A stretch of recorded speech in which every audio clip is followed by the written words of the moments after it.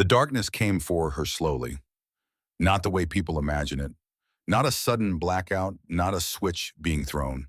It came the way water comes into a basement, seeping in from every direction at once.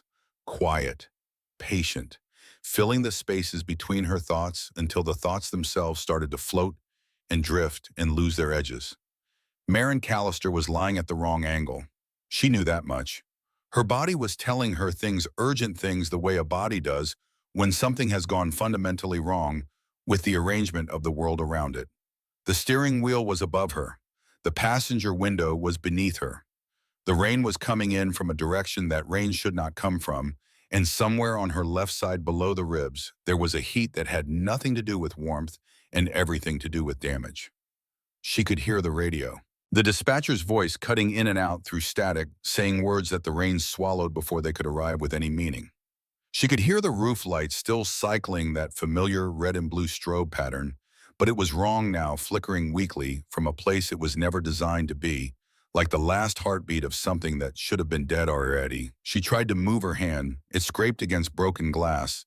She tried to open her eyes wider, but the darkness at the edges was closer now, and the effort of keeping it back was becoming something she had to actively choose moment by moment, like holding a door shut against a flood. And then a voice, not the radio, not the dispatcher, a voice that was close and sharp and aimed directly at her like a flashlight through black water. "Hey, look at me. Open your eyes right now." Open them. She didn't know whose voice it was. She didn't know where it was coming from. She only knew that it was the first thing in what felt like a very long time that had enough weight to push back against the dark. 3 hours earlier, she had been fine. 3 hours earlier, Maren Callister had been sitting in her patrol cruiser at the shoulder of State Route 9 with a thermos of coffee that was losing its war against the cold and a radar gun in her lap, and the kind of silence that only exists on rural highways after midnight when the world has gone to sleep and the only people still moving are the ones who have reasons the daylight wouldn't approve of.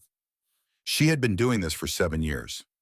7 years of county roads and night shifts and the slow accumulation of experience that turns a person from someone who wears a badge into someone who is the badge, who has absorbed the weight of it into their bones until it is no longer something they carry, but something they are. She was 31 years old. She was the only child of a man named Douglas Callister, who had worn the same badge for the same department for 23 years before a heart attack took him in the parking lot of a hardware store on a Saturday morning when Maren was 19. He had been 51. He had been buying wood screws. He had been planning to fix the back porch that weekend, a project he had been talking about for 6 months, and had finally on that particular Saturday decided to actually begin. He never began it.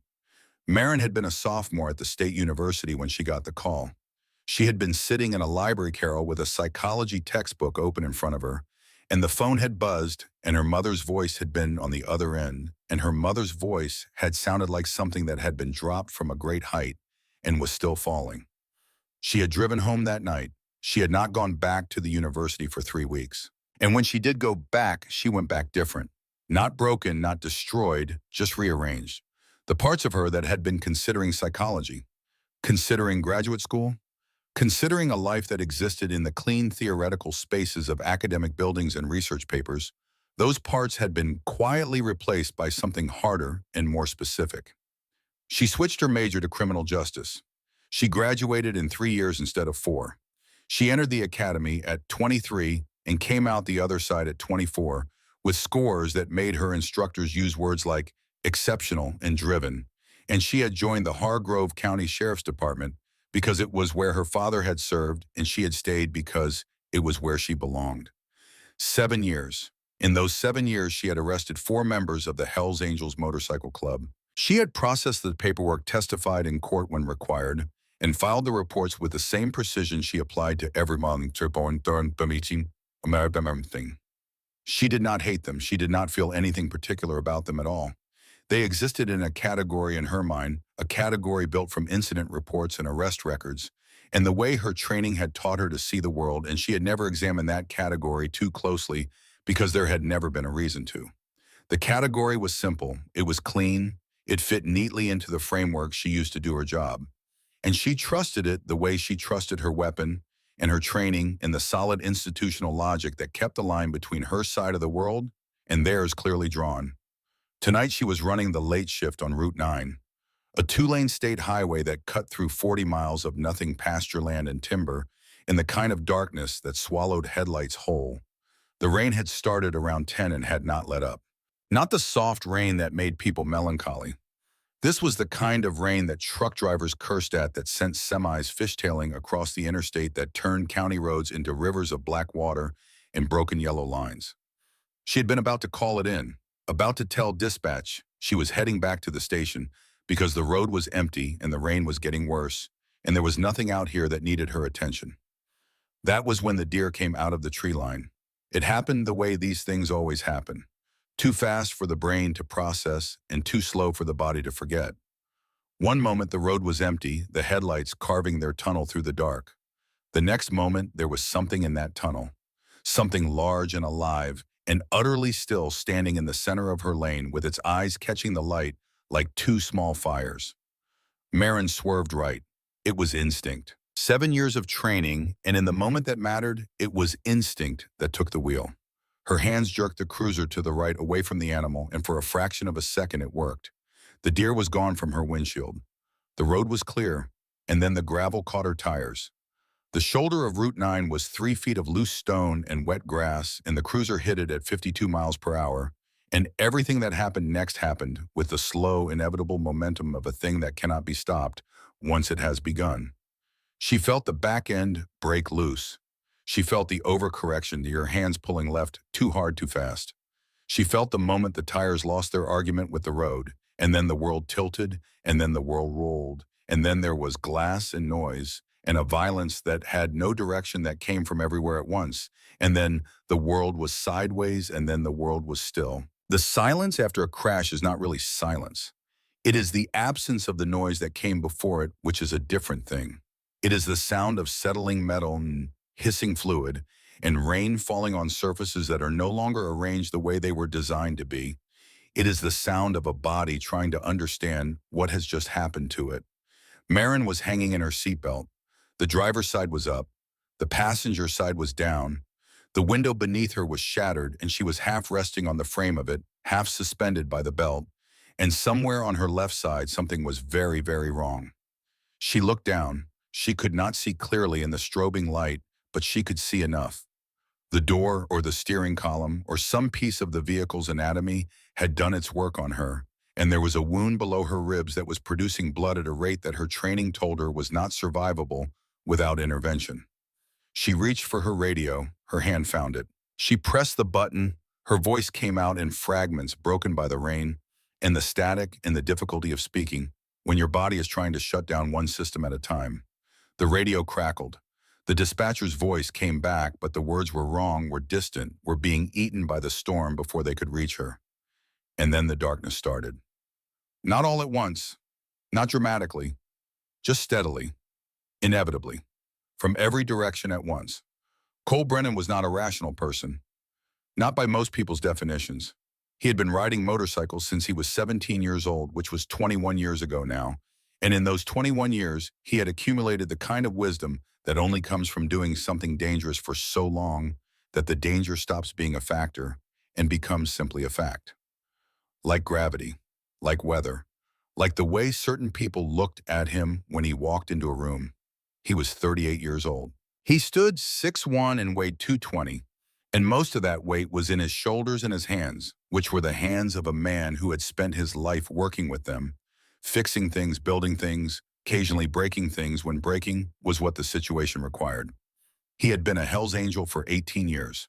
The patch on his cut, the leather vest he wore like a second skin, was as much a part of him as the tattoos that covered his arms, or the way he held himself when he walked straight-backed and unhurried, the posture of a man who had decided a long time ago who he was and had not revised that decision since.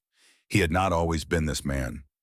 At 9 years old, Cole Brennan had been a boy, standing in the doorway of a kitchen in a rented house in a small town that didn't matter, watching his father carry a duffel bag through the front door and not look back. His mother had been at the stove. She had not turned around. She had known what was happening the way that people know things they have been expecting for a long time. And she had kept stirring whatever was in the pot, and The sound of the spoon against the metal had been the only sound in the house for a long time after the door closed. Cole had grown up fast after that, not in the way that people mean when they say it as a compliment. In the way that means the childhood was cut short, and what replaced it was something harder and less forgiving. His mother worked. She worked constantly, 2 jobs and sometimes 3, and she held the household together with the fierce, exhausted determination of a woman who had been left with everything and nothing at the same time. Cole learned to be quiet.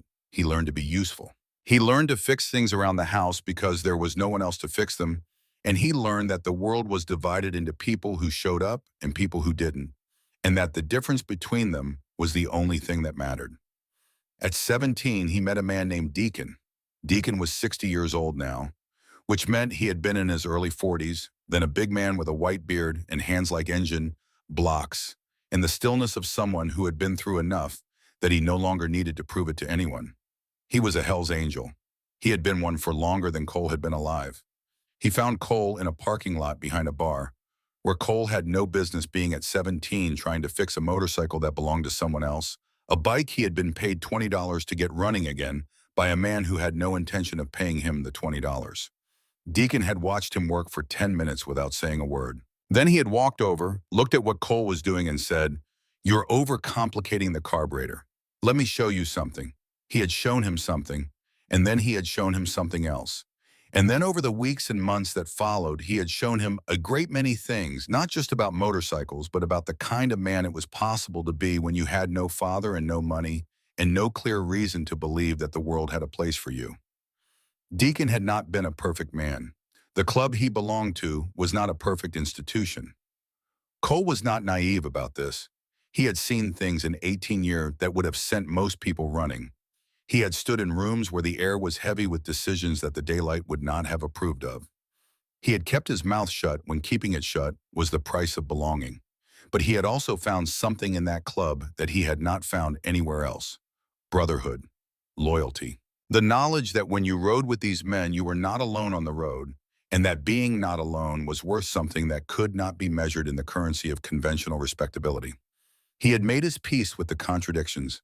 He carried them the way he carried everything, quietly, without complaint, with his hands steady on the handlebars and his eyes on the road ahead. Tonight he was riding home from a chapter meeting 2 counties over. 3 hours of business, argument, brotherhood, and the noise that 12 strong-willed men in one room always generated. He was tired. His back ached. The rain was hammering him from every direction, the kind of rain that made rational people stay inside and pour something warm, and thank God they weren't out in it. Cole leaned into it. He kept his throttle steady. He let the Harley do what it was built to do. The highway stretched out ahead of him, empty in both directions. Past midnight. The white dashes on the road came at him in a rhythm that was almost hypnotic, almost meditative. The kind of rhythm that long-distance riders knew in their bones. That was when he saw the lights. Not headlights, not taillights. Something off the road, something low and wrong. A red and blue strobe pattern flickering weakly from the shallow drainage ditch on the right shoulder, like the last heartbeat of something that should have been dead already. He didn't think about it. His right hand rolled off the throttle. His left squeezed the clutch. His boots found the asphalt almost before his brain had made the conscious decision to stop. He pulled to the shoulder, cut the engine, sat for exactly 1 second, listening to the rain hammer the road around him. Then he swung his leg off the bike and walked toward the lights.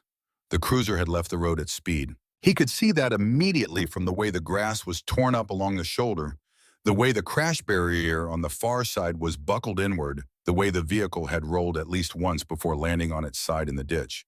The roof lights were still cycling. The radio inside was crackling, a dispatcher's voice cutting in and out, saying something the rain swallowed whole. Cole slid down the embankment. His boots sank into wet grass. One hand on the ground to keep his balance. He came around to the driver's side, which was now the top side. And that was when he saw her. The window had shattered. She was half out of it or half hanging in it. It was hard to tell in that light. Hard to tell which way was up when the whole world had been turned sideways. Her uniform jacket was dark with something that was not just rain. Her head was down. Her hand was loose against the doorframe. "Hey," Cole said, loud, sharp, the way you say it when you need someone to hear you from underwater. "Hey, look at me." Nothing. He grabbed the door frame and pulled himself up, looked in. She was young, maybe early 30s. Seatbelt still on, body slumped sideways against what used to be the passenger window and was now just a frame full of broken glass and rain. There was a wound. He didn't need medical training to see that much.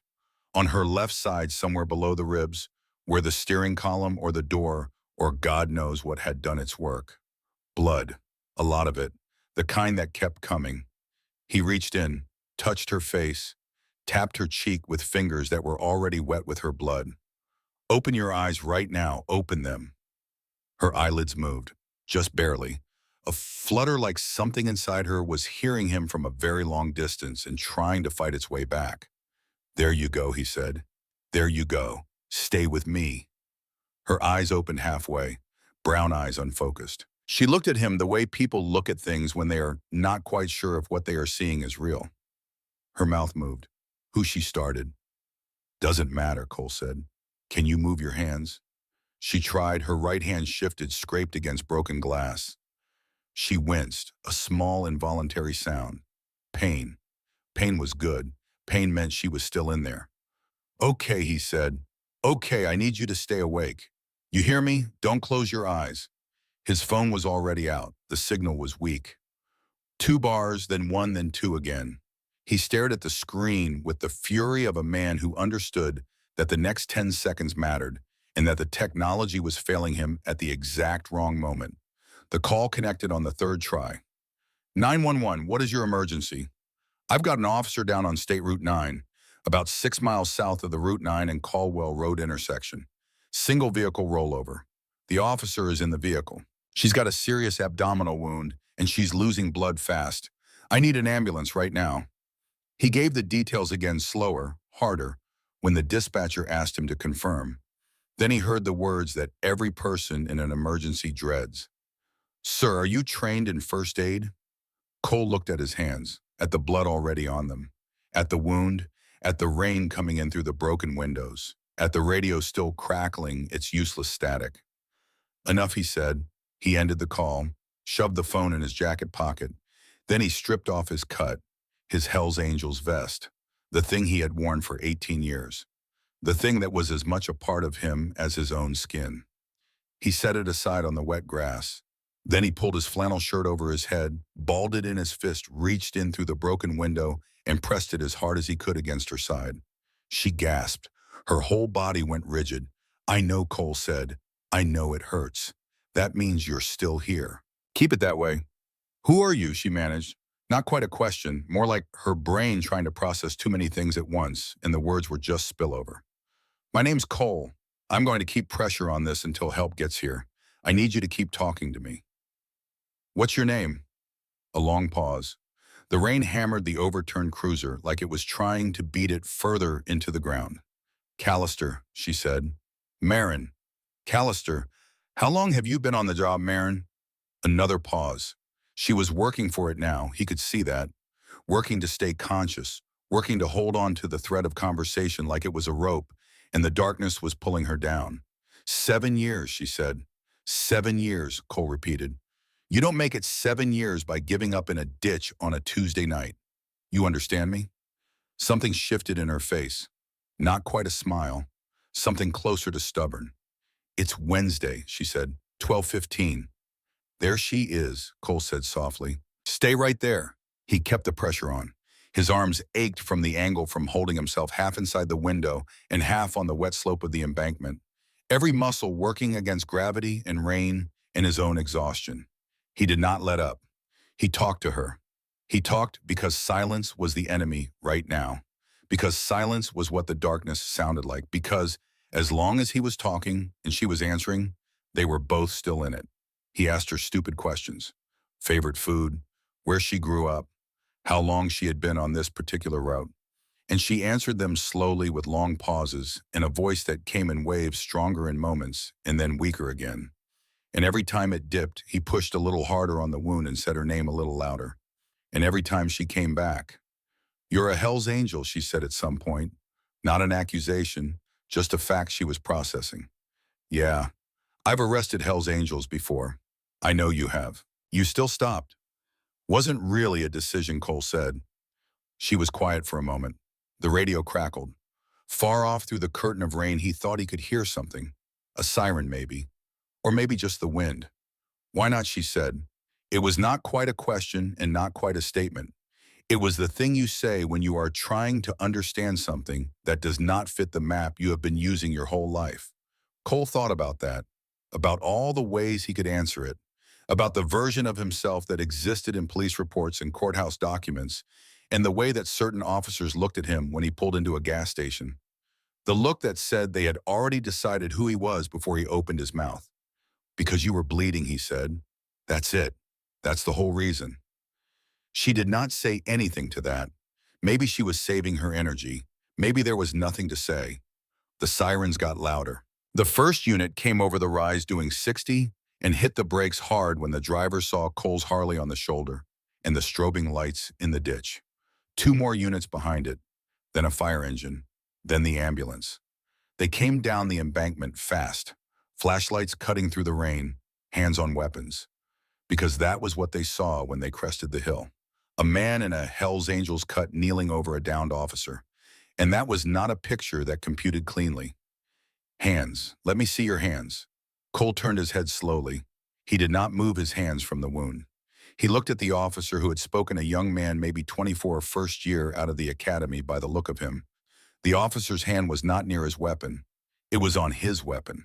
And his eyes were wide with the intensity of someone who had been told a story about what this moment was supposed to look like and was disturbed to find the story did not match. This was Nolan Pritchard, 24 years old, 6 months on the job. And in this moment, standing on a rain-soaked embankment, with his flashlight in one hand and his other hand on the grip of his service weapon, he was making a calculation that would follow him for the rest of his career. He saw the cut, he saw the tattoos, he saw the blood, and every piece of training he had ever received, every briefing, every cautionary story, every instinct that had been sharpened and reinforced and drilled into him from his first day at the academy told him the same thing. Threat. His fingers tightened on the grip. If I take my hands off her side, she dies. Cole's voice cut through the rain like something made of iron. Not a threat, not a challenge. A fact delivered in the flattest, most certain voice he possessed. She's got a wound below the left rib. She's lost significant blood. I've been holding pressure for about 12 minutes. You want to take over, I will move the second your medic gets his hands on her. Not before. A beat of silence. The kind of silence that happens when reality refuses to line up with expectation. There was a man behind Pritchard, an older man, gray at the temples, sergeant stripes on his sleeve, Sergeant Tom Harlan, 22 years on the job. And Tom Harlan had seen enough in those 22 years to know when a situation was not what it looked like, and when the most important thing a senior officer could do was prevent a junior officer from making the worst mistake of his life.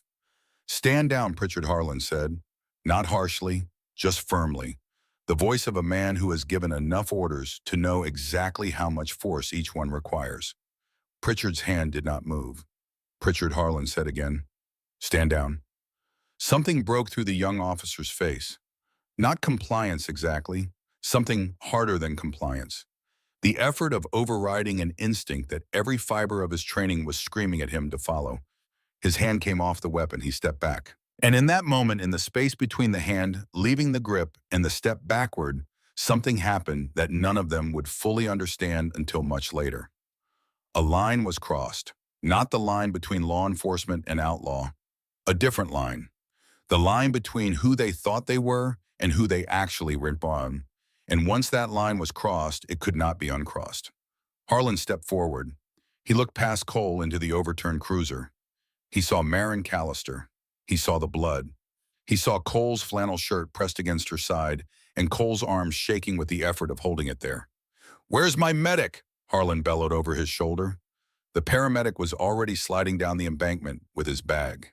He came up beside Cole, took one look at the situation, and without a word placed his own hands over Cole's on the wound. Cole held steady. He felt the other man's grip take the pressure. Then he pulled back slowly, carefully, and sat back on his heels in the wet grass. His hands were covered in blood. His bare arms were covered in blood. His flannel shirt was ruined, still pressed against her side by the medic's hands. He was sitting in a ditch in the rain without a shirt in 40-degree weather, and he did not particularly feel any of it. Harlan was standing over him, hands still near his weapon, eyes hard and unreadable.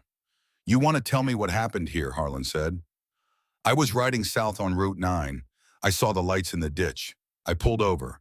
"You just pulled over?" "Yes." "And you called it in?" "Yes." "And you put pressure on the wound?" "Yes." Harlan looked at him for a long time. At the cut on the ground beside Cole, at the Harley on the shoulder above them, at the tattoos and the blood covering everything. "You got ID, inside pocket of my cut. I'll reach for it slow." He did. He handed over his license. Harlan looked at it, looked at him, looked at it again. "Cole Brennan, that's right. You a member, 18 years. Harlan held the license for another moment. Then he handed it back. His expression had not changed. Not softened, not hardened. But something behind it had shifted the way tectonic plates shift deep and slow, and in a direction that would only become visible much later. "All right," Harlan said. "Don't go anywhere." "I wasn't planning on it," Cole said. Someone brought a blanket from one of the units. A thermal emergency blanket, the crinkly, silver kind, and held it out toward Cole. He looked up. It was Pritchard, the young officer who 60 seconds earlier had been ready to draw on him. Pritchard was not holding his weapon now. He was holding the blanket, and his expression had shifted into something more complicated and harder to name, something that lived in the space between what he had been trained to see and what he had actually seen. Cole took the blanket, wrapped it around his shoulders. "Thanks," he said. Pritchard nodded once and walked away without a word. They loaded Marin Callister into the ambulance.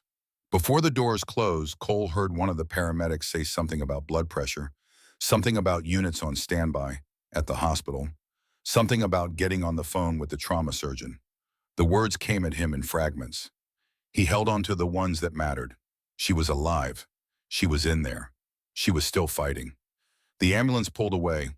The rain kept coming. The red and blue lights of half a dozen patrol units turned the wet road into something almost beautiful, almost alien. Cole sat on the embankment, wrapped in his silver blanket, and watched them work. Watched the officers process the scene. Watched Harlan make calls on his radio. Watched the younger officers move around the perimeter with their flashlights and their yellow tape and their careful professional faces that could not quite hide the thing underneath. The thing that was confusion or discomfort or something they had not been given vocabulary for yet.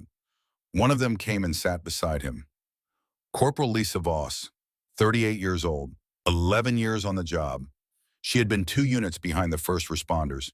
She had arrived in time to see Cole Brennan sitting in the wet grass wrapped in a silver blanket with another person's blood drying on his arms.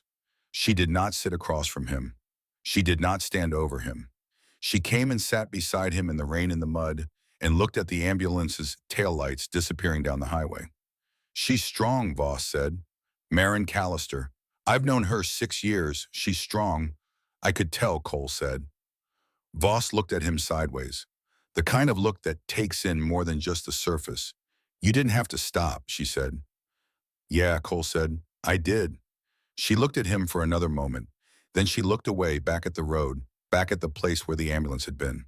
"Thank you," she said. Cole did not say anything.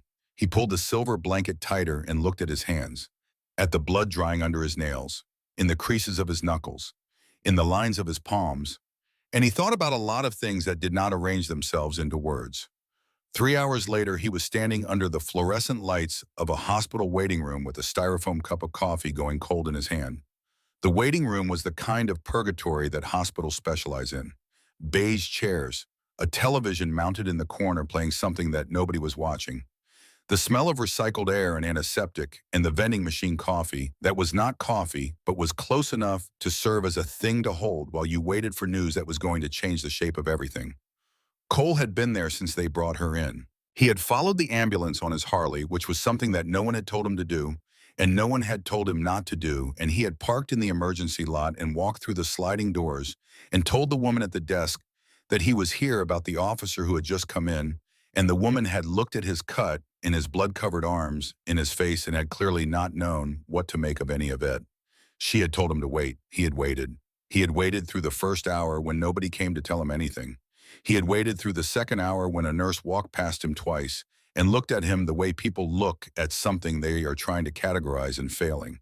He had waited through the third hour when the coffee went cold and the television played on and the world outside the windows went from black to the shade of dark gray that precedes dawn. He was not waiting because anyone had asked him to. He was not waiting because he felt obligated or because he wanted something or because there was a reason that could be articulated in the clean language of rational motivation. He was waiting because she was in there, and because leaving before he knew she was still in there felt like a thing he could not do. The way some men cannot leave a job half finished. The way his hands had not left her wound until someone else's hands had taken over. It was the same thing, the same impulse. The thing that needed doing was not yet done. At 6 minutes past 4 in the morning, a nurse came out. She was tired. Her scrubs had the rumpled look of someone who had been on shift for too long. She looked at Cole and clearly was not sure what to make of him, the cut and the bloodstains and the empty coffee cup, and the way he was sitting in that beige chair, not slumped, not restless, just present, like a man who had decided to be somewhere and would remain there until the situation released him. She told him that Marin Callister was out of surgery. She told him that the condition was critical but stable. She told him that there would need to be time, but that the officer that was alive. Cole listened to every word. He nodded. Then he asked the nurse one question. Just one. And the way he asked it, the plainness of it, the way the words came out without decoration or preamble would be the thing that the nurse remembered about this night long after she had forgotten the other details. Just tell me if she's still in there, he said. The nurse looked at him. Something in her expression softened. Not pity, something more like recognition. The recognition of a person who understands that some questions are not really questions, but are instead a form of prayer. She's still in there, the nurse said. Okay, Cole said. He stood up. He put the empty cup in the trash. He picked up his cut from the chair where he had draped it, still damp, smelling of rain and exhaust, and 18 years of road. He put it on. He walked out of the hospital into the gray pre-dawn. The rain had finally given way to something quieter, a mist, a softness in the air that felt like the world exhaling after holding its breath for a long time. He rode home on the empty highway. Nobody stopped him. Nobody flagged him down. Nobody needed him for anything. That was fine. He had done what he came to do. What he did not know, what none of them knew yet, not Harlan, not Pritchard, with his blanket, not Voss, who had sat with him in the rain, was what came next. What the days that followed would bring. What it would mean for the woman in that hospital bed and the man who had held her together in the dark. What it would mean for two worlds that had spent a long time deciding they had nothing to say to each other. That was still coming. And nothing about it was going to be simple. And in room 3, 183, floors above the waiting room, Cole Brennan had just left. Marin Callister lay in a hospital bed with a drainage tube in her side, and a morphine drip doing its quiet work, and a monitor counting her heartbeats with mechanical patience. Her eyes were closed. Her body was doing the slow, painful work of surviving what had happened to it.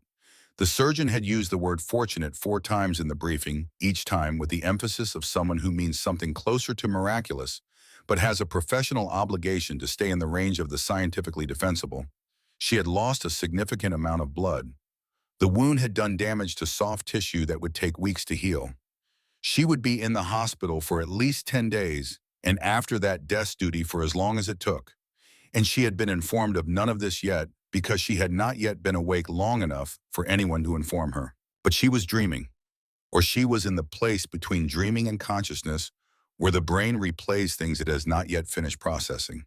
And in that place she heard a voice, the same voice she had heard in the ditch, in the rain and the darkness, that had been coming for her from every direction. There she is. Stay right there. The voice of a man she had never met before tonight. A man who existed in a category she had spent 7 years of her career treating as an adversary.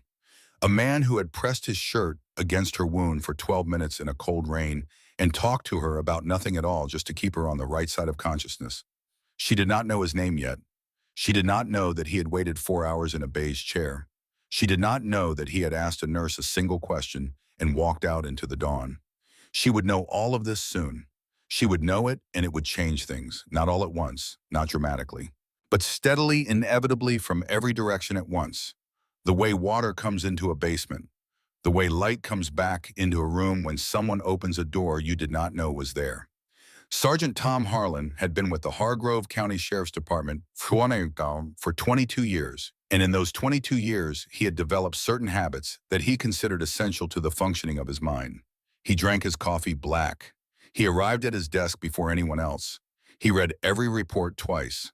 And he did not revise his opinions quickly because quickly revised opinions were, in his experience, opinions that had not been worth holding in the first place. On the morning after the accident on Route 9, he arrived at his desk at 6:15 with his coffee and pulled up the traffic camera footage. County cameras were always grainy, always underfunded, always one budget cycle away from an upgrade that never came. But the footage from the Route 9 camera positioned at the intersection a quarter-mile north of the accident site was clear enough. Clear enough for what mattered. He watched it once, leaning forward, both hands around the mug.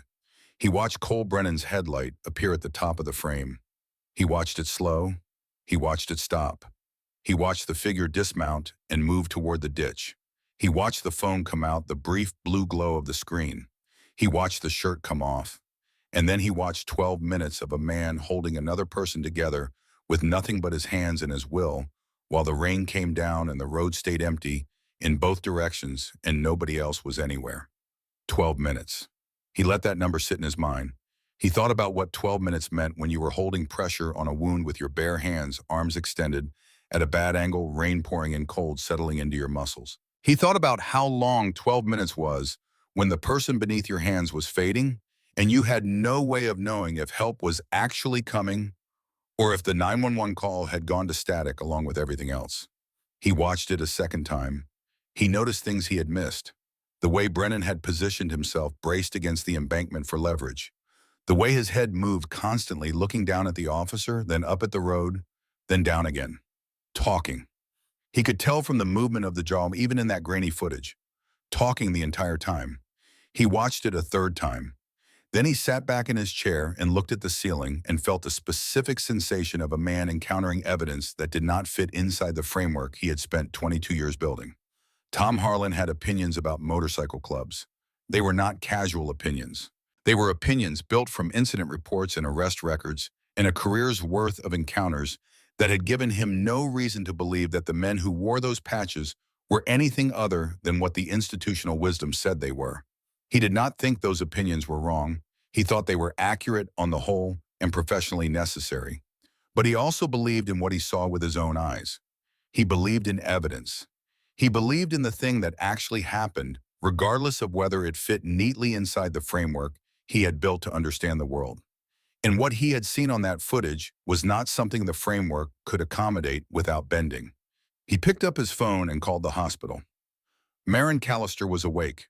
She had been awake since 6 in the morning, which her surgeon had called remarkable, and her nurses had called inconvenient because she kept trying to pull out her IV and ask questions that nobody wanted to answer yet. The medical details she already sensed. What she did not yet know was everything else.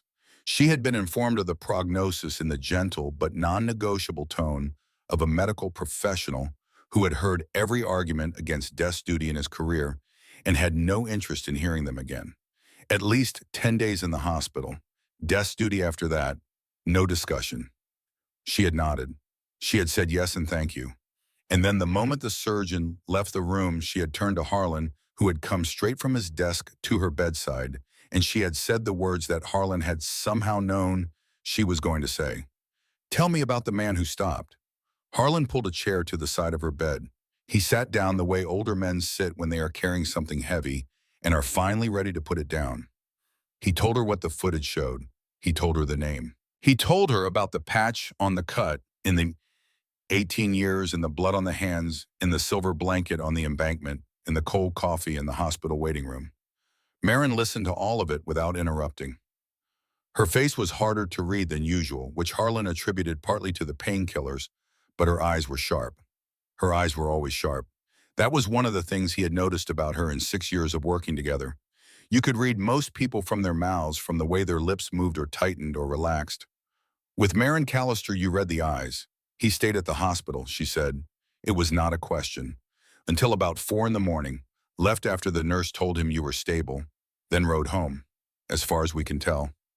No statement, He gave a statement at the scene. Voluntary, cooperative. Answered everything we asked.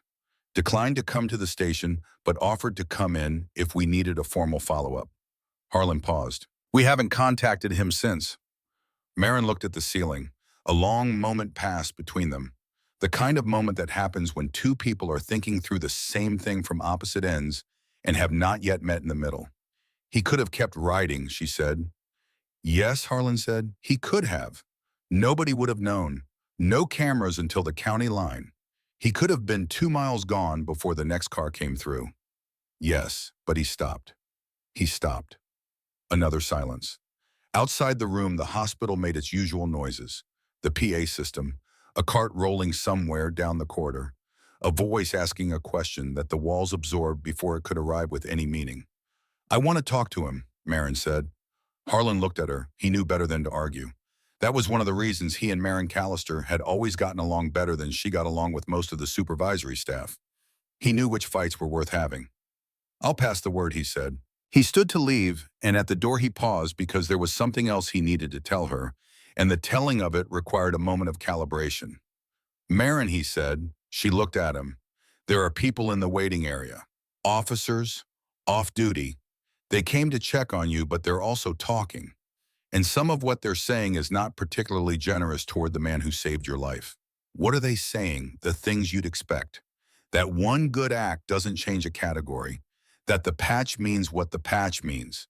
That recognition would be the wrong message. Marin's jaw tightened. It was a small movement, barely visible, but Harlan saw it because he had been watching for it. Those people don't speak.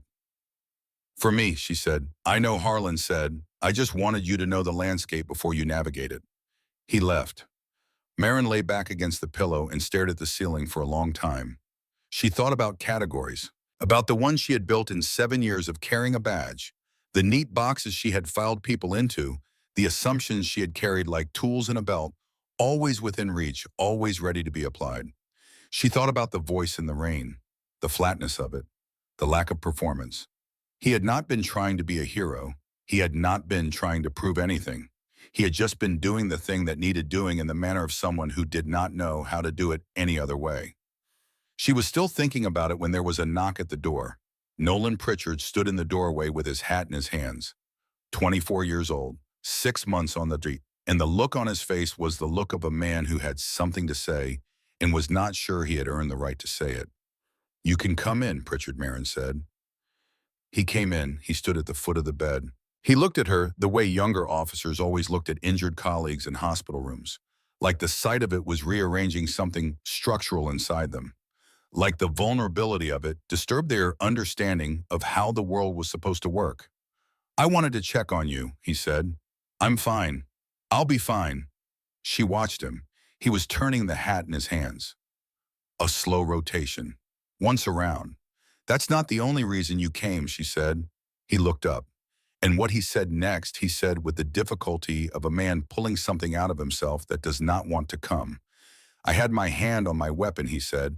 When we came down the embankment, I saw him and I had my hand on it. I was ready. He didn't even look at me. He just kept holding pressure on your side and told us what was wrong with you and I. He stopped. The hat rotated again. I don't know what I would have done if Sergeant Harlan hadn't told me to stand down. The room was very quiet.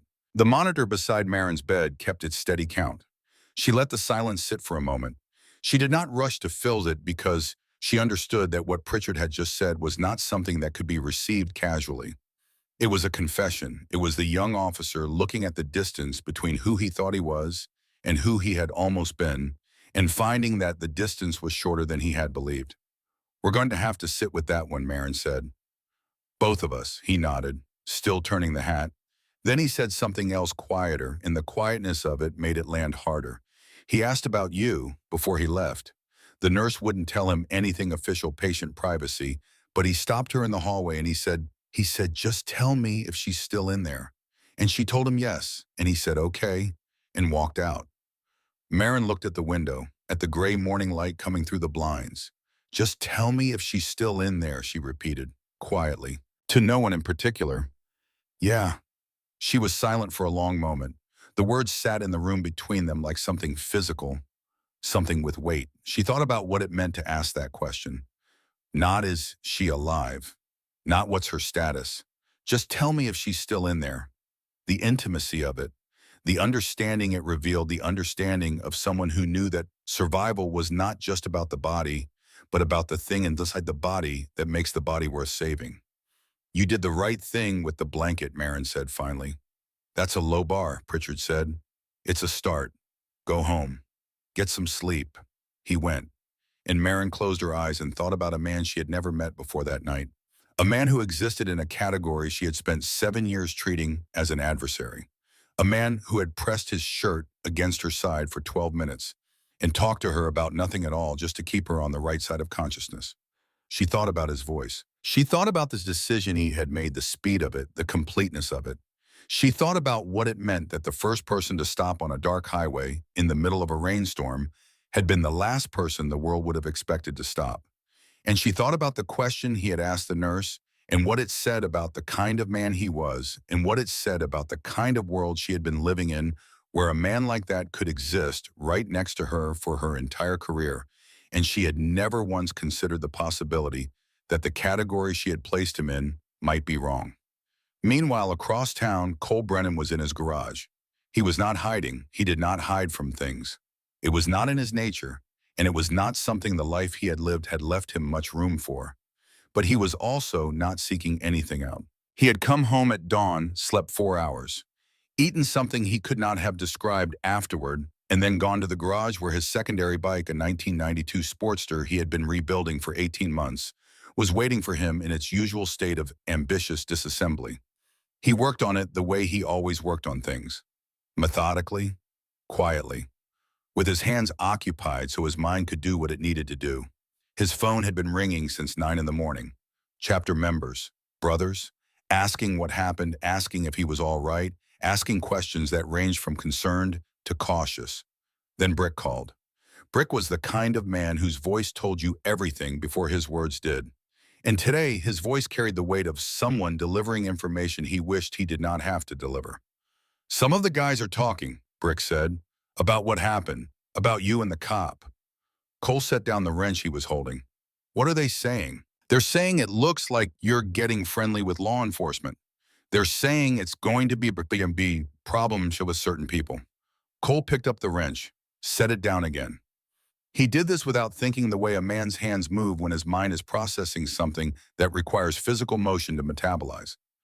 I didn't get friendly with law enforcement, he said. I stopped a person from dying. If certain people have a problem with that, they can bring it to me directly, and we'll have a conversation about it. A pause on the other end.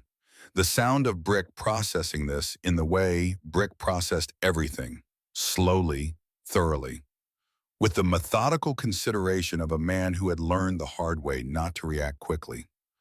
There's going to be a meeting, Brick said. Tonight, Chapter House. You should probably be there.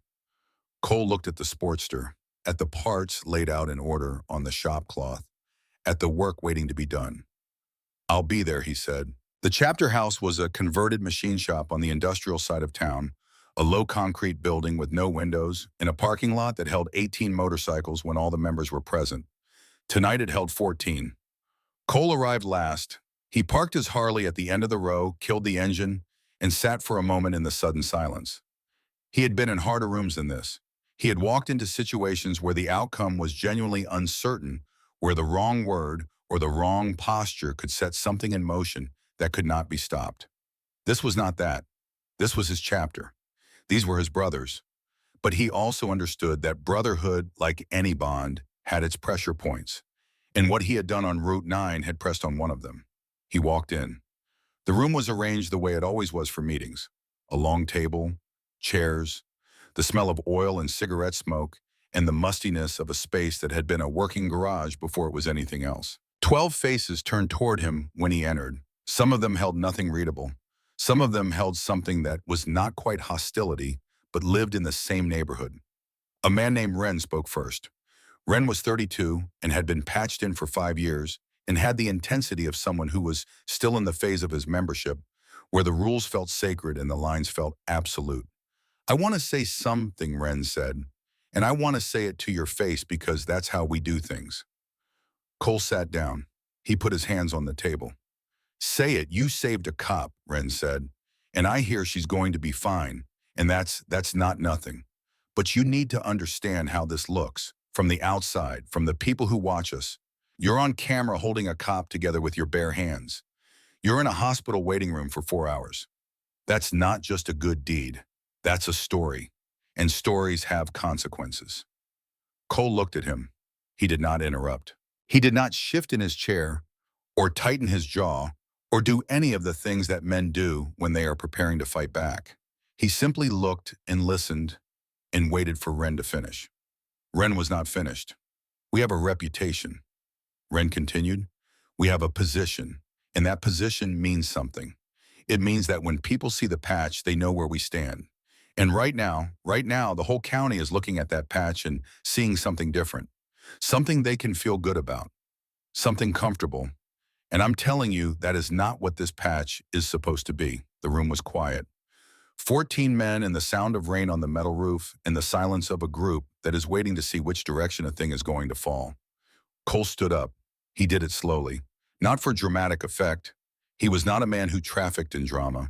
He stood because what he was about to say required him to say it on his feet, looking at every face in the room. I'm going to say this once, he said, and then I'm going to sit back down and we're going to move on.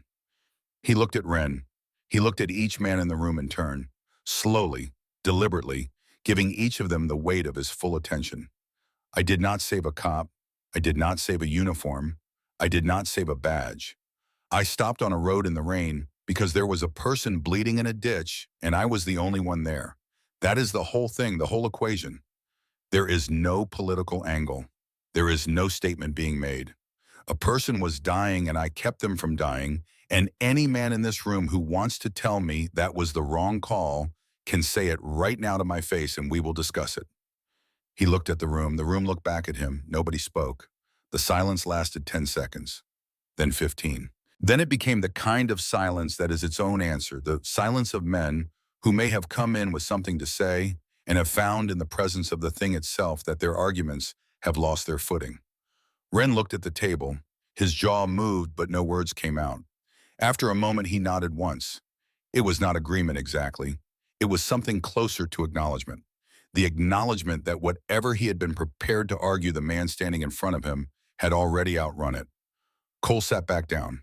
The meeting moved on to other business. And when it was over and the 14 motorcycles started up one by one and rumbled out into the night, Brick walked Cole to his bike and stood with him for a moment in the wet parking lot. That went about as well as it could have, Brick said. Cole zipped his jacket. It went the way it was going to go, he said. I said what was true. The rest is up to them. Brick looked at him for a long moment. Then he said something that surprised Cole because Brick was not a man who was easily surprised by himself. For what it's worth, he said, I would have stopped too. Cole looked at him. He did not say anything, but something moved between them in that look, something that did not require words. Something older than the chapter. Something that existed before the patch and would exist after it. Cole started his Harley and rode home. The next morning, Corporal Lisa Voss got up at 10, having slept exactly 4 hours after a shift that had ended at 5 in the morning, and she started making phone calls. Lisa Voss was by nearly universal agreement among her colleagues the most relentlessly efficient human being any of them had ever encountered.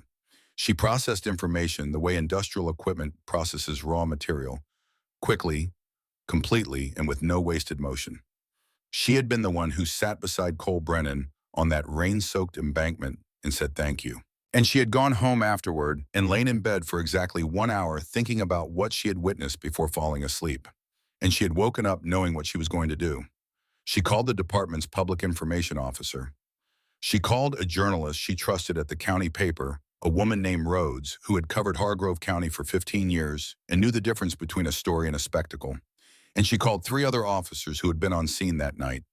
She did not ask any of them to do anything in particular. She simply told them what she saw. She was a factual person by nature and by training, and the facts laid out plainly had a weight that editorializing would have only diluted. The journalist posted a short account online before noon. By that evening, it had been shared widely. By the time visiting hours began at the hospital, there were flowers at the front desk addressed to Officer Maren Callister from people she did not know, from towns she had never been to. A woman in Minnesota who wrote in her card simply tell, "That biker, thank you from me." And then something happened that none of them had anticipated. Harlan was at his desk the following morning when the front desk called up to tell him that there was a man in the lobby asking about Officer Callister's flowers. Not asking to see her, not asking for information about her condition, just asking if she had received the flowers. Harlan went down. The man standing at the front desk was in his 60s. Big, white beard, hands like engine blocks. He was wearing a Hells Angels cut that had more years on it than most of the officers in the building had been alive. His road name stitched into the leather above the breast pocket read Deacon. Harlan knew that name. Every officer in Hargrove County who had ever worked a motorcycle club case knew that name. Deacon had been with the Angels since before most of them had joined the force. He was not a man who showed up at police stations. He was not a man who asked about flowers. And yet here he was, standing at the front desk with his hands at his sides and his expression carrying nothing that could be read as hostile or provocative or anything other than what it appeared to be. A man checking on a delivery. "The flowers," Harlan said. "You sent them." Deacon looked at him. "A few of the boys," he said. "Nothing official, just something we thought was right." "The card," Harlan said. "It said from a few of the boys. That's what it said." Harlan studied him. He was trying to find the angle, the calculation, the thing behind the thing. He was a law enforcement officer. Finding the thing behind the thing was what he was trained to do. He could not find it because it was not there. Because sometimes a thing is exactly what it appears to be, and the inability to accept that says more about the person looking than the person being looked at. "She got them," Harlan said. "They're in her room." Deacon nodded. Something moved through his face. It was brief, and it was private, and Harlan had the instinct not to examine it too closely. "Good," Deacon said. "That's all I needed to know." He turned and walked out. Harlan stood at the front desk for a moment, watching the door close behind a man he had spent his entire career on the opposite side of, and he thought about the distance between what he thought he knew and what he actually knew, and he found that the distance was wider than he had been comfortable admitting. When Marin received the flowers, she had been alone in the room. A nurse had brought them in a large arrangement, lilies, and something else that Marin could not have identified because she was not a person who had ever paid attention to the species of flowers. She read the card from a few of the boys. Hargrove Angels chapter. She held the card for a long time. Then she cried, not dramatically, not with the gasping, performative grief that happens in movies. She cried the way people cry when something arrives in a place they did not know was empty, quietly, with her hand over her mouth.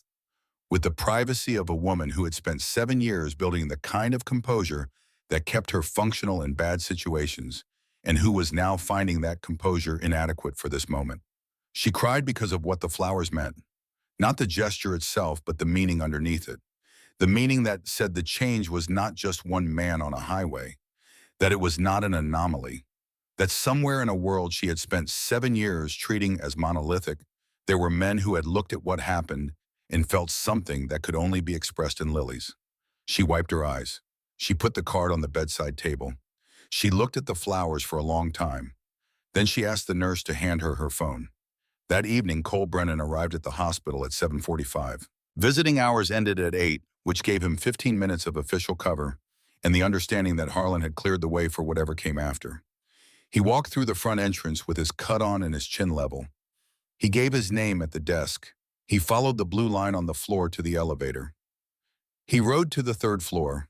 When the elevator doors opened, the first thing he saw was 2 uniforms.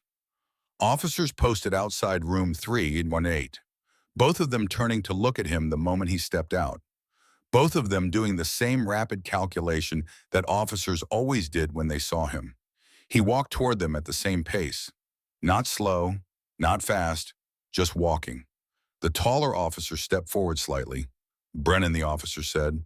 "That's right." A beat. The officer looked at his partner. Some communication passed between them that did not require words. "She's expecting you." "Keep it short." "I'll keep it as long as she needs it," Cole said. "And as short." He pushed open the door. Marin Callister was sitting up in the bed, not lying down, not half reclined, sitting up back straight with the IV in her left arm and the monitor on her finger, and the bearing of someone who had decided that being in a hospital bed did not mean being diminished by it. She looked at him when he came in. He looked at her. Neither of them said anything for a moment, and the silence was not uncomfortable. It was the silence of two people who had already been through something together and did not need to establish themselves from scratch. "You came," she said. "You asked," he said. "Have a seat." He sat in the chair beside the bed.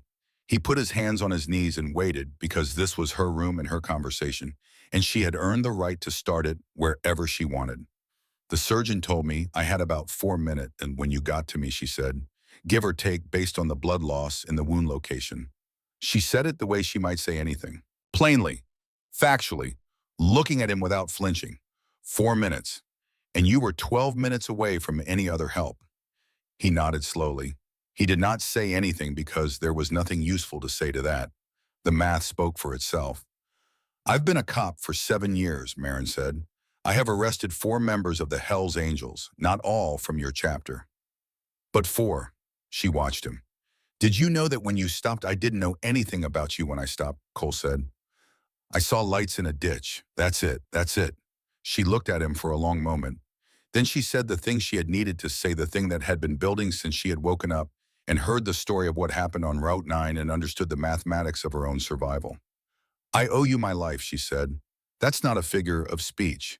That's the actual, literal fact of the situation. And I needed to say it to your face because putting it in a report didn't feel like enough." Cole leaned forward slightly. Elbows on knees. "You don't owe me anything," he said. "I didn't stop so I could be owed something." I know that, she said. "That's part of why I needed to say it." He held her gaze. She held his. And the thing that passed between them was not friendship exactly. It was not the absence of all the history that existed between people like him and people like her. It was something more honest than either of those. It was two people who had been on opposite sides of a line for so long that they had almost forgotten the line was something they had built, not something they had found. "There's something you need to know," Marin said. Her voice shifted. The warmth was still there, but something else had come in behind it, something more serious. "The story is online. Your name is in it. The details, the shirt, the 12 minutes. It's been shared about 40,000 times as of an hour ago."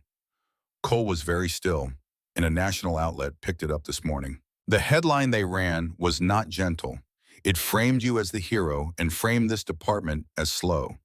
The implication was laid out in the way that journalists build implications when they want them to land hard but still claim they only reported facts. She watched him carefully. "My Captain Mercer, who has been in law enforcement for over 30 years and has opinions about motorcycle clubs that he has never been shy about expressing. My captain is having a very uncomfortable morning." Cole almost smiled. "Good," he said. "Cole, I'm serious. There are people in my department who want to get ahead of this story, who want to shape it before it shapes itself. And some of those people are going to want to talk to you. And not all of them have good intentions." Cole looked at her. Something settled in his expression. Not surprise, something closer to recognition. "You're warning me," he said. "I'm giving you information." "That's a warning," she held his gaze. "Yeah," she said, "it is." He sat with that, with the strangeness of it. This woman, this cop, 7 years on the job and 4 arrests on the ledger between them, warning him about the machinery of her own institution. Why, he said, and I'm asking for real, not rhetorically. Marin's jaw tightened slightly. "Because you didn't ask for any of this.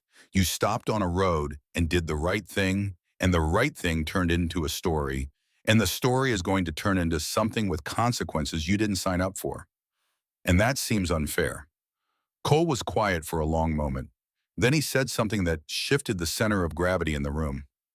"What about you? Is this going to complicate your career in ways you didn't ask for either?" She stared at him. "You're worried about me," she said. "You're the one in the hospital bed," he said. Something moved through her face. Something that came in under the professionalism and the training and the 7 years of composure. Her eyes went briefly bright. She blinked it back with the practiced efficiency of someone who had a lot of practice. "I'll be fine," she said. "I know," he said. Then they talked about Mercer. Marin told him the captain wanted a meeting, face to face, today if possible. Cole asked what Mercer actually wanted beneath the official language. Marin told him the truth, which was that Mercer wanted to determine whether Cole was a problem or an asset before deciding what story to tell. And I think Marin said you're entitled to walk in there knowing that. Cole looked at her. He looked at the flowers on the bedside table, the lilies from a few of the boys. All right, he said. I'll go see your captain. He stood. He straightened his cut. He looked at Marin Callister one more time. She looked back with an expression that existed in the space between two worlds that had spent a long time deciding they had nothing to say to each other and were now discovering they had been wrong. Whatever comes next, she said, whatever the machinery does, don't let them make you smaller than what you did out there. He held her eyes, nodded once, walked out. The next afternoon, Cole Brennan walked into Captain Frank Mercer's office at the Hargrove County Sheriff's Department. Mercer was 61 years old, 34 years in law enforcement. He had the face those 34 years had made, not unkind but settled into a firmness that had stopped being a posture and become a fact. He had opinions the way architecture has opinions, load-bearing, structural, not easily revised. He was standing when Cole came in. Harlan was already there in a chair to the left, doing the thing he did where he was present without being prominent.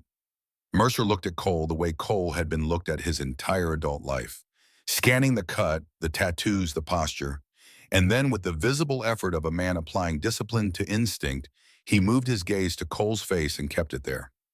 Mr. Brennan, thank you for coming. Captain. Neither of them extended a hand. They stood across the desk and assessed the situation with the mutual frankness of two men who had no use for pretense. I'm going to be direct with you, Mercer said, because I think direct is probably the only register that's going to work between us. None, Cole said. I have spent 34 years in law enforcement, 18 of those in this department.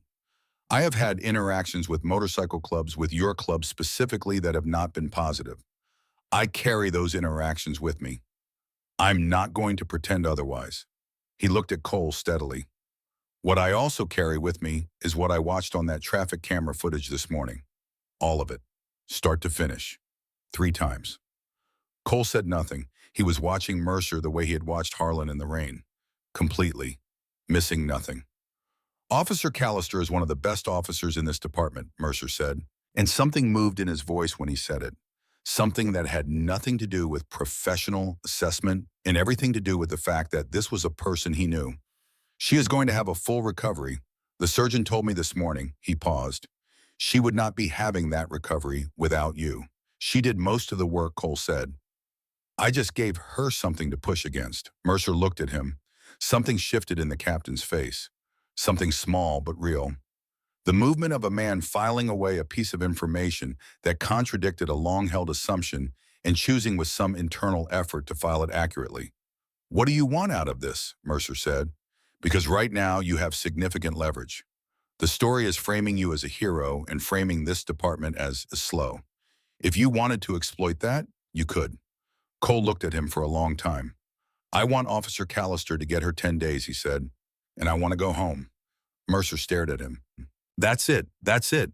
You don't want... I want the story to be accurate, Cole said, which means I want people to know that a deer came off a tree line on a county highway and your officer swerved and lost control and ended up in a ditch, not because of equipment failure, not because of staffing shortages, not because of anything your department did or didn't do. It was an accident. She needed help. I was there. He paused. If your department wants to make something out of it, that's up to you. But don't make it into something it isn't. The room was very quiet. Mercer leaned back in his chair. He looked at Cole Brennan, the way men who have been certain about something for a long time look at the thing that is asking them to be less certain. And whatever he found in that looking, he kept to himself. But his posture changed.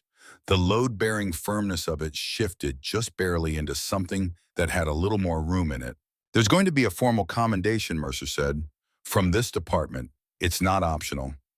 Cole looked at him. Will you accept it? Does it require me to be on television? There would be a public ceremony. Cole looked at Harlan. Harlan looked at his hands. No help there. If Marin wants it, Cole said, then I'll show up. Mercer nodded. He stood. Cole stood. And then Mercer did something that he would not have predicted himself doing 24 hours earlier. He extended his hand across the desk. Cole looked at it, looked at Mercer. Then he reached across and shook it. Off the record, Mercer said. And I mean off the record. What I'm about to say does not leave this room. Cole waited. I was wrong about what I assumed when I read your name in that report. I was wrong before I saw the footage, and I would have been wrong after if I'd let myself be. I don't say that easily. Cole held the handshake for another second. I know you don't, he said. He let go, picked up his cut from the chair. Captain, he said, and walked out. Harlan caught up with him at the elevator. There's one more thing, Harlan said, and it didn't come from me. Right, there's a member of your chapter, goes by the name Deacon, older guy 60s, been with the Angels since before you were patched in. Cole went very still. He came by the department this morning, not to cause trouble. He came to the front desk and asked if Officer Callister had received the flowers. What flowers? Whoever sent them used a card that said from a few of the boys. Hargrove Angels chapter address on the return. Big arrangement. Lily's and I don't know, I'm not a florist, but they're in her room right now. Harlan paused, and she cried when she got them, which I am also telling you did not come from me. Cole looked at the elevator, at the closed doors, at his own reflection broken across the metal. Deacon had sent flowers to a cop, without telling him, without making it about him, without making it about optics or strategy or anything other than the plain human fact of a woman lying in a hospital bed who had nearly died on a road that all of them traveled. He felt something move through him that he did not have a clean name for. Pride was part of it. Something older than pride was the rest. Something that lived in the same place where Deacon had found him at 17 in a parking lot, trying to fix a motorcycle that was not his, and had said, "Let me show you something." Deacon sent flowers, Cole said, to no one in particular. Big ones, Harlan said. Cole pressed the elevator button. The doors opened. He stepped in, and this time he did not say anything on the way out. And Harlan understood that some things were complete without a closing line, that some things just needed to be carried in silence for a while until the weight of them settled into the right place. The commendation ceremony was set for a Thursday morning, 9 days after the accident on Route 9, one day before Marin Callister was scheduled to be discharged from Hargrove County General. The city had booked the steps of the municipal building, a wide limestone structure that had been built in 1923 and had the solidity of things constructed in an era when people believed public buildings should look like they intended to last. The steps could seat a crowd of approximately 200 if you counted generously and did not mind people standing on the grass. By the morning of the event, it was clear that 200 was going to be a significant underestimate. Cole found out about the crowd from Brick, who found out from a prospect who had driven past the municipal building at 6:30 in the morning and called Brick with the tone of voice that people use when they have seen something remarkable and are still in the early stages of processing it. Brother Brick said when he called Cole at 7, "You might want to prepare yourself." Cole did not prepare himself. He was not sure what preparing himself would look like, and he was not a man who spent time on things he could not clearly define. He put on a clean shirt. He put on his cut. He rode to the municipal building alone the way he did most things, and he arrived 20 minutes early, and he parked his Harley at the far end of the lot where it would not be the first thing people saw, and he walked around to the front of the building and stood at the back of the gathering crowd. And he watched the thing that had grown out of a rainy night on Route 9. There were people there he did not know. A lot of them. More than he had seen gathered in one place in Hargrove County for anything that was not a football game or a funeral. They stood on the steps and on the sidewalk and on the grass and in the street which had been closed to traffic for the occasion, and they carried with them the energy of a crowd that has come together, not because it was told to, but because it needed to be somewhere, and this was the place. There were signs, not protest signs, not the kind of signs people brought to political events or marches or the organized expressions of organized anger. These were handmade signs, the kind that someone had sat at a kitchen table and made with markers and poster board because they needed to do something with what they were feeling, and this was the thing they could do. One of them said simply, "Thank you, Cole."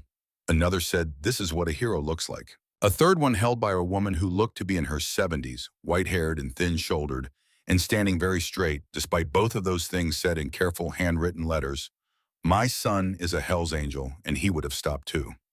Cole looked at that last one for a long time. He looked at the woman holding it at her face at the pride in it that was not defiant, but was not apologetic either, and he felt something move through him that he could not have described to anyone, but that settled somewhere in his chest and stayed there. Nolan Pritchard found him at the back of the crowd. The young officer was in his dress uniform, hat squared, looking both more formal and more uncertain than Cole had yet seen him. He came and stood beside Cole the way a man stands beside someone he is still figuring out his relationship to, not too close, not too far, in the space where proximity is an act of intention, but not yet an act of familiarity. "Did you know it was going to be like this?" Pritchard said. "No," Cole said. "Does it feel weird?" Cole considered the question with the honest attention it deserved. He looked at the crowd, at the signs, at the news cameras being set up near the podium, at the off-duty officers in civilian clothes, who had come anyway, at the families with children, at the old woman with her sign. "Yeah," he said. "It does. Is it a good weird? Or, I don't know yet," Cole said. "Ask me after." Pritchard nodded. He stood beside Cole in the way that young men stand beside older men when they are learning something they do not yet have words for, and the two of them watched the crowd grow and shift and settle into the patience of people who are waiting for something they believe will be worth waiting for. And then Marin came out. She came through the front doors of the municipal building, and the crowd saw her before she saw the crowd. And there was a sound that moved through 400 people like wind through a field. Not applause, not yet. Something before applause. The collective intake of breath that happens when a group of strangers simultaneously recognizes that the thing they came to see has arrived. She was in uniform. Not the full dress uniform, but her regular duty uniform, which her surgeon had apparently argued against, and which Marin had apparently found unpersuasive as an argument. She walked with a cane. She was clearly furious about the cane, and the fury was visible in the way she gripped it, not as a support, but as an inconvenience she was tolerating until she could dispose of it. She walked up those steps with her back straight and her jaw set, and that quality of presence that certain people have. The quality that makes a room pay attention without requiring anything as crude as volume. The quality that Marin Callister had carried with her since the day she entered the academy, and that 7 years of service and one night in a ditch had not diminished in the slightest. She found Cole in the crowd immediately. Even at that distance, across 400 people and the width of the municipal steps and the cameras and the podium and all the apparatus of a public moment, she found him the way a compass finds north, without searching, without scanning. She looked out, and her eyes went to him, and that was it. She held his gaze for a moment. Then she nodded. Once. Small. Certain. Cole nodded back, at no one in particular. He straightened his cut. He stood his ground. The mayor's name was Catherine Hollis, and she had been in office for 6 years and had the skill of knowing when a moment was larger than her prepared remarks. She walked to the podium and looked out at the crowd that had gathered on those municipal steps, the 200 that had become closer to 400, the signs, the cameras, the officers, the woman in her 70s still holding her handmade sign. And she set her notes on the podium and did not look at them again. She spoke for 4 minutes. She spoke about what it meant to help someone when helping was hard. She spoke about the kind of courage that does not announce itself, that does not seek recognition, that exists only in the moment when a choice is made and then recedes back into the ordinary life of the person who made it. She spoke about the night on Route 9 and about what the traffic camera showed and about what it meant that the first person to stop him, only person to stop in 13 minutes of rain and darkness and emergency, had been a man that most people in that crowd would have crossed the street to avoid. She did not use the word unlikely. She did not use the word surprising. She said what she meant directly, which was that character revealed itself in the moments when no one was watching and there was nothing to gain, and that what Cole Brennan had revealed of his character on that highway was something this city intended to acknowledge with clarity and without qualification. Cole stood at the back of the crowd and listened. He felt the discomfort of hearing himself described out loud by someone who did not know him, even when what they were saying was accurate. It was not false modesty. It was simply that the version of himself in the mayor's words was flatter than the real thing, cleaner, and he was aware of the distance between the story people were telling and the actual night. The rain, the blood, the way Marin's voice had come in and out like a radio signal, the way his arms had shaken and he had not let them stop. The real night was not a story. The real night was just something that happened to two people on a highway and left marks on both of them that no ceremony was going to resolve. Then Marin spoke. She walked to the podium with her cane and her fury at the cane and stood there in the October morning air, with the gathered crowd going quiet in the way that crowds go quiet when they understand that what they are about to hear matters. She did not use notes. She did not look at the mayor or at Captain Mercer, who stood to the left of the podium in his full-dress uniform, with an expression that was neither the hostility of 9 days ago nor the performed warmth of public occasions, but something more difficult and more honest. The face of a man in the middle of a change he had not chosen but was no longer resisting. Marin looked at the crowd, she took a breath, and she began. "I want to tell you what I remember," she said, "because the reports have the facts and the camera has the timeline, but I want to tell you what I remember. Because what I remember is different from what the facts and the timeline can show you." She paused. The microphone picked up the sound of her breathing, steady and deliberate, the breathing of someone who is managing pain and choosing not to let it manage her. "I remember the rain," she said. "I remember the specific wrongness of the angle I was at inside the car. I remember that my side felt like something had been driven through it and was still there. I remember darkness around the edges. Not sleep, not unconsciousness. Something quieter than both. Something that was coming for me the way water comes into a basement.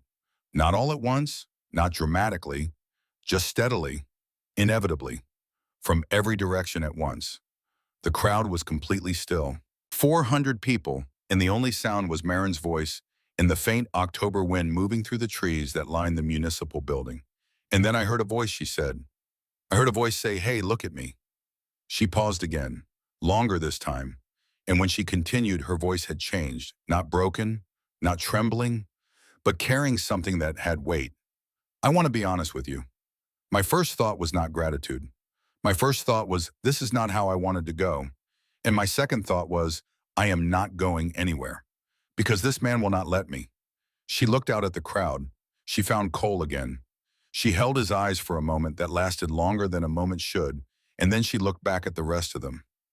"Cole Brennan did not save my life by accident," she said. "He saved it on purpose.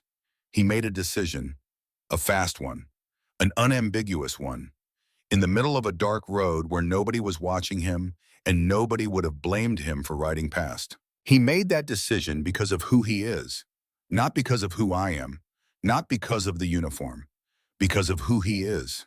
She let that settle. I think that's worth saying plainly. Cole became aware that Pritchard was standing directly to his left and that Pritchard's jaw was tight in the way that jaws go tight when someone is working against a feeling that has caught them off guard. He did not comment on this. He kept his eyes on Marin. "I've been asked in the last 9 days," Marin continued, "whether this changes how I do my job. Whether I'm going to look at a Hells Angels patch differently now. Whether one person's act undoes a category." She looked at the crowd with the directness of a woman who had spent 9 days in a hospital bed thinking about exactly what she wanted to say and was now saying it without flinching. "That's the wrong question," she said. "The right question is whether I was ever right to reduce a person to a category in the first place. And the honest answer is no. The honest answer is that Cole Brennan was always more than what I assumed. I just needed a rainy night and a wound and 12 minutes in a ditch to find that out." Someone in the crowd started clapping before she had finished her last sentence. Not from impatience, from the overflow of something that had been building and needed somewhere to go. And then it spread. And it became the kind of applause that a crowd produces when it has collectively arrived at a feeling and is expressing it without self-consciousness, without performance, just with the sheer physical fact of hands coming together, because that is what hands do when the heart has no other outlet. Cole stood in the back of it and let it happen around him. Then Marin said the thing he had known she was going to say. "Cole, would you come up here?" He had agreed to this. He had agreed in the abstract in the way you agree to things that do not seem quite real yet. But now it was real. 400 people and a podium and Marin Callister standing at it with her cane and her straight back and her eyes finding him in the crowd with the same precision she had used from 30 feet in a hospital room. He walked forward. The crowd parted without being asked. People moved for him the way water moves for something certain. And he was aware of hands, not grabbing, just reaching, touching his shoulder, his arm, his back, brief and light, the physical language of acknowledgement from people who did not have words ready. An older man looked him in the eye and said nothing but nodded once deeply, the nod of one generation, recognizing something in another. A woman pressed a hand to her mouth. The woman with the sign, the one about her son, was crying openly without embarrassment, and when Cole passed her, she reached out and gripped his forearm for just a moment. He let her. He climbed the steps. He stood beside Marin. He faced the crowd. Mayor Hollis presented the commendation. It was a framed certificate and a medallion on a ribbon and a handshake that the cameras caught from every angle available to them.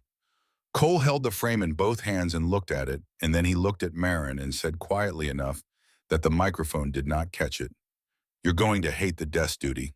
She said equally quietly, "I'm starting Monday." "That's 6 days. I negotiated." He almost laughed.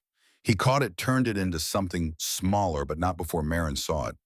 And the thing that crossed her face in response was uncomplicated and real, and worth all 12 of those minutes in the rain. They stood at the podium together for the photographs the cameras required. Cole held himself the way he always held himself.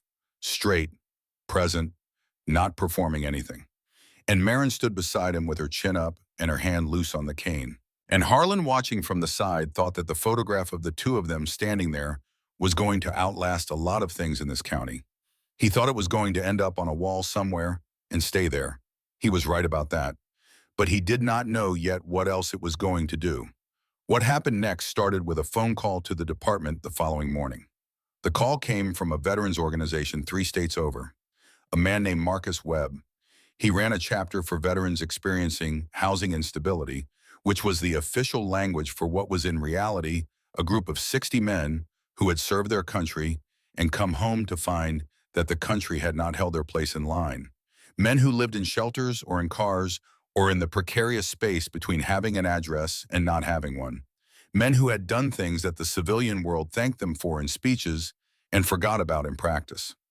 Marcus Webb had seen the story online. He had watched the clip of the ceremony, and he had called the Hargrove County Sheriff's Department general line and asked with the directness of a man who had learned not to waste words whether Cole Brennan would be willing to come and speak to his group. Harlan took the call. He sat with it for a moment, turning it over the way he turned everything over, looking for the shape of it. Then he called Cole. "You're going to think this is strange," Harlan said. "I already think most things are strange," Cole said. "Go ahead." Harlan told him about Marcus Webb and the veterans and the request. He laid it out plainly and waited for Cole to tell him it was outside the scope of anything he had agreed to. "What does he need from me specifically?" Cole said. Harlan blinked. He was still adjusting to Cole Brennan's habit of responding to things in ways that did not match the response Harlan had prepared for. He said he just wants you to talk about the night on Route 9, about the decision to stop. He said his guys know what it's like to do something right and have people see only what you are on the outside. He thought you might know that too. Cole was quiet for a long moment. The quiet of a man hearing something land in a place he had not known was open. "When does he need an answer?"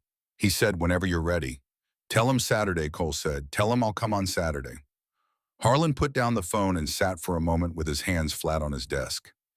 He thought about the chain of events that had unfolded from a single decision on a dark highway. He thought about how far a stopped motorcycle could travel. He picked up his coffee. It was cold. He drank it anyway. On Friday, Marin was discharged. Pritchard drove her home. She had asked him specifically, which had surprised him enough that he had asked her twice if she was sure, and she had looked at him with the expression she used for questions that did not need to be asked twice. In the car, she was quiet for the first few miles, looking out the window at the county she had driven for 7 years. At the roads she knew the way she knew her own hands. At the shoulder of Route 9 as they passed it, the grass still growing back in the spot where a cruiser had left the road and a Harley had pulled over in the dark. She looked at it. She noted it. She kept her eyes on it until it passed out of the window's frame. Then she turned back to the road ahead. "Pritchard," she said, "Ma'am, what you said to me in the hospital about having your hand on your weapon." He kept his eyes on the road. His hands tightened on the wheel just slightly, the way hands tighten when the body anticipates something the mind has not yet named. "Yeah," he said. "I've been thinking about it." "Good. I want to tell you something and I want you to hear it correctly." She turned slightly toward him. The movement cost her something, the wound still making its presence known, but she turned anyway because what she was about to say required her face. What you did coming to tell me, admitting what you were thinking in that moment, that took something. It took a kind of honesty about yourself that a lot of people in this job never find. Some of them go their whole careers avoiding it. They never look at the gap between who they think they are and who they actually were in the moment that mattered. You looked at it on day 2, in a hospital doorway with your hat in your hands. She paused. Don't waste that. Take that honesty and build something with it, something that matters or spatters. Because the job is going to give you 100 more moments like that one. Moments where your hand is on the weapon and your training is telling you one thing and the situation is telling you another. And what you do in those moments, that's who you become. Not who you were trained to be, who you actually are. Pritchard drove. His hands were steady on the wheel now, but his jaw was working the way it had worked at the ceremony when the feeling had caught him off guard. What did you do with it, he said, after the night on Route 9, when you realized? Marin looked at the road ahead, at the county she had served for 7 years with a set of assumptions she had never questioned and a framework she had trusted, because trusting it was easier than examining it. I'm still doing it, she said. Every day, that's how it works. You don't find the honesty and then you're done. You find it and then you have to keep choosing it. Every shift, every call, every time you see a patch or a tattoo or a face that your training wants to put in a box, you choose to look again, to see what's actually there instead of what you expected to find. She paused. It's harder than it sounds, and it doesn't get easier, but it's the job, the real job, not the one they teach you at the academy, the one you teach yourself on the road. Pritchard nodded. He drove. He said nothing else, and he did not need to. The silence between them was not empty. It was full of the thing he was carrying, the thing she had given him, and he was holding it the way a man holds something he knows is going to change the shape of his hands. When he pulled up to her house, a small clapboard place on a quiet street with a porch that needed work, she got out with her cane and her discharge papers and the expression of someone returning to their own life after a detour that had rerouted something permanent. She got to the door and turned back. Pritchard had the window down. Thank you, she said, for the drive. Anytime, he said. She went inside. Pritchard sat in the driveway for a moment before pulling away. And in that moment, in the quiet of a car parked in front of a house on a street where nothing appeared to be happening, he made the kind of decision that does not announce itself with fanfare or ceremony. The kind that is made in silence in the space between one breath and the next. The decision about who he was going to be going forward, and what he was going to do with the honesty he had found in a hospital doorway with his hat in his hands. He pulled away. He drove back to the department. He had work to do. The Saturday meeting with Marcus Webb's Veterans Group was supposed to last an hour. It lasted 3.5. The meeting was held in the basement of a community center in a town that Cole had never been to 3 states east of Hargrove County. The room was low-ceilinged and fluorescent lit and smelled like industrial carpet cleaner and the staleness of a space that was used for too many different purposes and belonged fully to none of them. There were 60 men in the room. They sat in folding chairs arranged in a rough semicircle, and they looked at Cole Brennan when he walked in with the assessment of men who had spent significant portions of their lives in situations where assessing the people around you was not a social skill, but a survival mechanism. They were not soft men. They were not the version of veterans that appeared in public service announcements, cleaned up and grateful, and positioned in front of American flags. They were men with heavy shoulders and hard eyes, in the stillness of people who had been carrying something for a long time and had stopped expecting anyone to help them carry it. Marcus Webb introduced Cole with the economy of a man who understood that his audience did not need to be warmed up. He said Cole's name. He said what Cole had done. He said the group had asked him to come, and then he sat down and gave Cole the floor. Cole stood in front of 60 men and did not try to be anything other than what he was. He talked for 20 minutes. He talked about the night, about the rain, about the headlight and the empty highway and the lights in the ditch. He talked about the decision to stop, which he did not describe as a decision because it had not felt like one. He talked about the 12 minutes, about holding pressure on a wound with his bare hands while his arms shook and the woman beneath his hands went in and out of consciousness like a radio signal being pulled through a storm. He talked about the moment the cops arrived and pointed their weapons at him. He talked about the young officer with his hand on his gun. He talked about the sergeant who told the young officer to stand down. He talked about the blanket. He did not polish any of it. He did not add dramatic emphasis or narrative structure. He told it the way it happened in the order it happened, and he let the facts carry their own weight. Because facts in his experience did not need to be dressed up. They needed to be said plainly. And then they needed to be sat with. When he finished talking, the questions began. They were not soft questions. They were the questions of men who had been through things and wanted to understand how a person keeps their humanity intact when the world has decided to read them as a threat. How do you deal with it, one man asked, when they look at you and see the patch and nothing else? How do you keep from becoming what they think you are? Cole looked at him. You don't control what they see, he said. You control what you do, and you do the next right thing, and the one after that. And you keep doing it whether anyone sees it or not. Because the doing is the point, not the being seen. Another man younger, maybe 30, with the restlessness of someone who had not yet made peace with the thing he was carrying, asked whether it had changed anything. Whether the story, the ceremony, the attention had actually changed the way people looked at Cole when he walked into a room. Cole thought about that honestly. Some of them look different, he said. Some of them don't. Some of them will never see past the cut. And I have to be all right with that, because I can't save a person on a highway every week. And I shouldn't have to. The night on Route 9 shouldn't be the minimum requirement for being seen as a human being. It should just be the normal expectation. The room was quiet after that, the kind of quiet that happens when a group of people hear something articulated that they have felt but have not been able to put into words. Then a man toward the back raised his hand. He was older than most of the others, heavy around the shoulders. The quiet of someone who had been carrying something for a very long time and had developed the musculature, both physical and emotional, to carry it without showing the strain.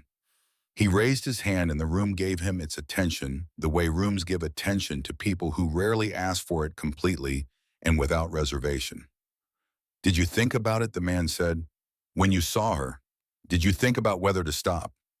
Cole looked at him. He looked at the face, at the heaviness in it, at the years in it, at the thing behind the eyes that was not a question about Cole at all, but was a question about something much larger and much more personal.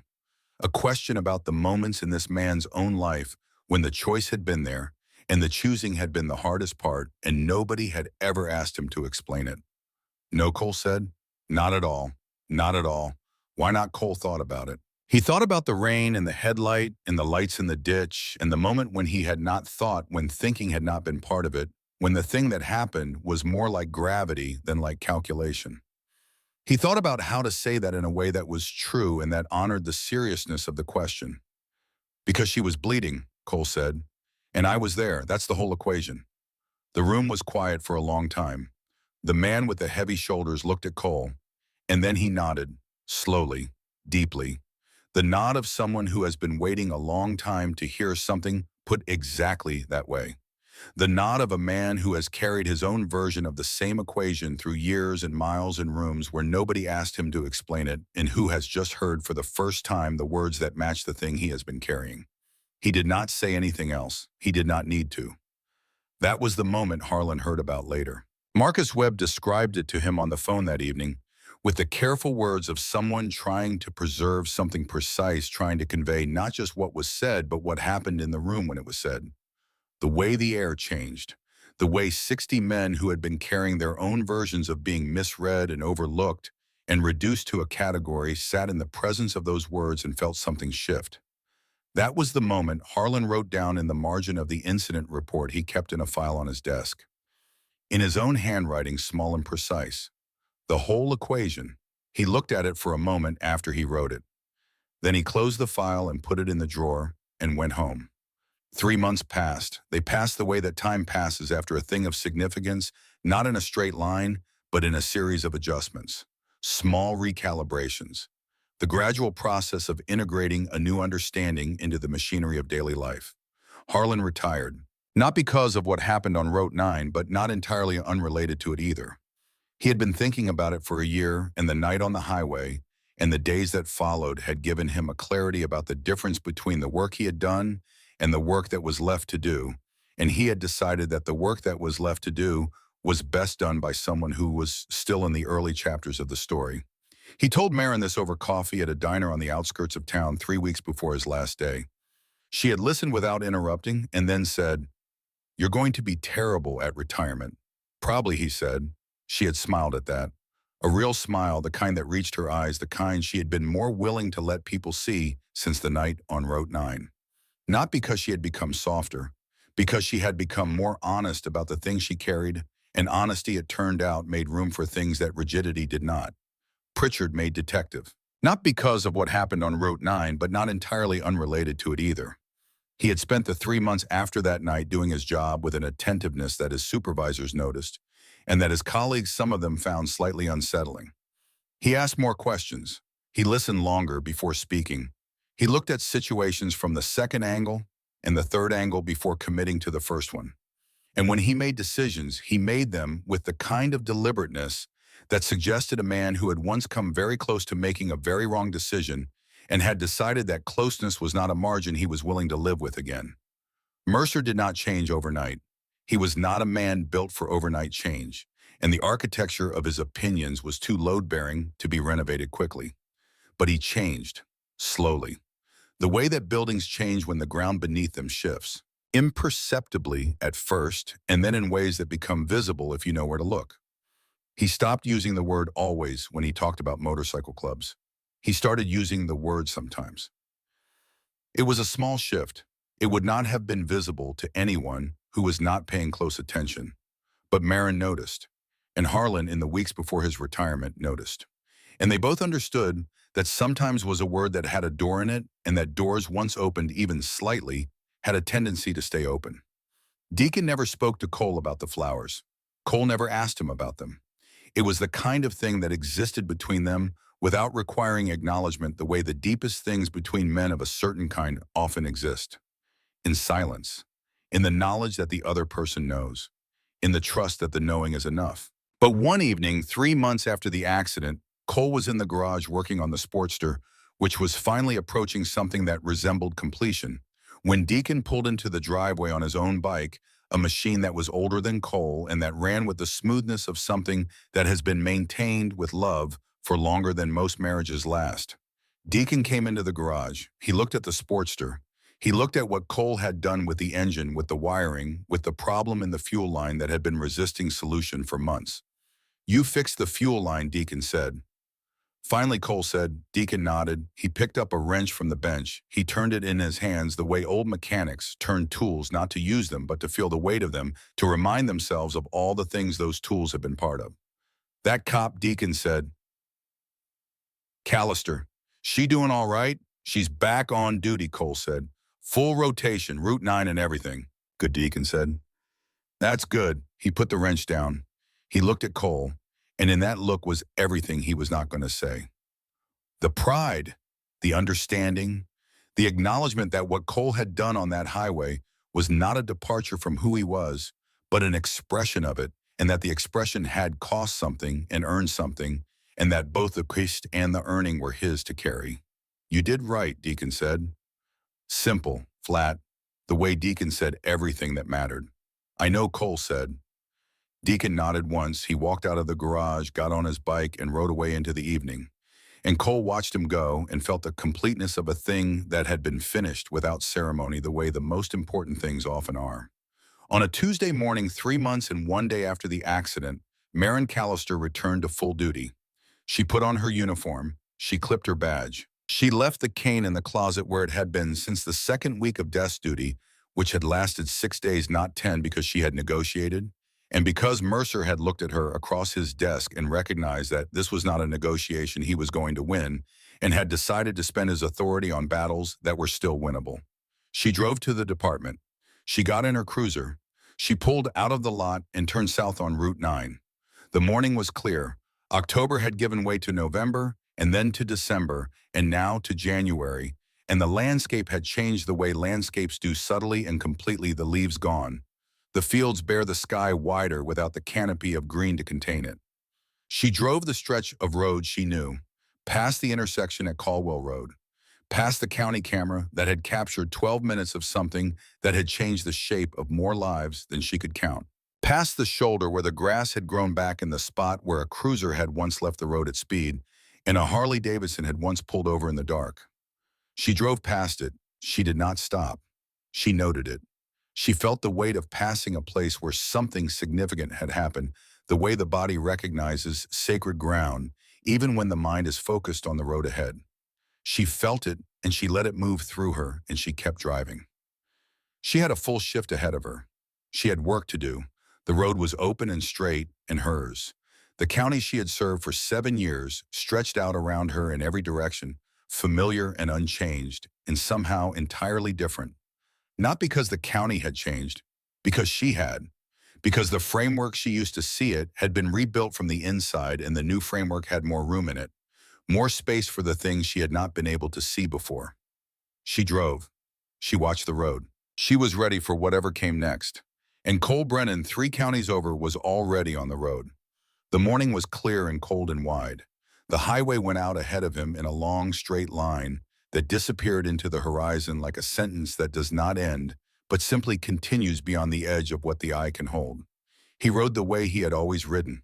Forward, eyes open, hands steady on the handlebars.